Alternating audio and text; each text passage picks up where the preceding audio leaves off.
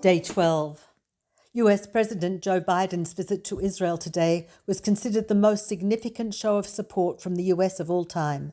The president emphasized that the US is firmly behind Israel and will ensure that she is able to eliminate Hamas as a threat.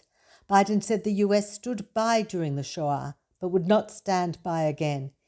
He stated unequivocally that the blast, which caused enormous damage and many casualties in the Al Ahli Baptist Hospital in the Gaza Strip last night, was the result of an Islamic Jihad bomb and not connected in any way to Israel. Hamas and much of the Arab world falsely blamed Israel. Biden said that not only did Israel's evidence show that her air force was not to blame, but the US has independently verified that it was not Israel.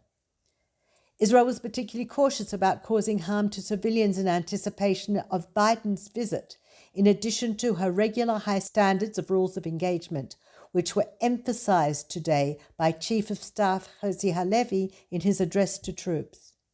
After Biden met with the War Cabinet, it was announced that Israel will allow a humanitarian shipment into Gaza via Egypt. This met with disapproval from many of the families of those being held captive in Gaza, who want any humanitarian aid to be contingent on assistance to the hostages, if not directly linked to their being set free, a position previously announced by the government. Biden's visit to Tel Aviv brought traffic to a standstill and had the city in a gridlock, with many trains cancelled as well. The flow-on effect was that the evacuation flights from Tel Aviv airport, including the one sponsored by the Australian government, were all delayed, as many passengers were unable to arrive in time. The northern border was not quiet today. 9 rockets were launched from Lebanon at the Kiryat Shmona area this afternoon. 4 were intercepted by the Iron Dome air defense system. At least 1 rocket landed inside Kiryat Shmona, causing no injuries or damage. Israel responded with airstrikes on the launching zones and at another terror cell launching mortars from Lebanon at the Tel Trumas area close to Har Dov. More anti-tank guided missiles were fired from Lebanon, targeting the northern towns of Metula, Malkiah and Manara. 1 person was injured this evening.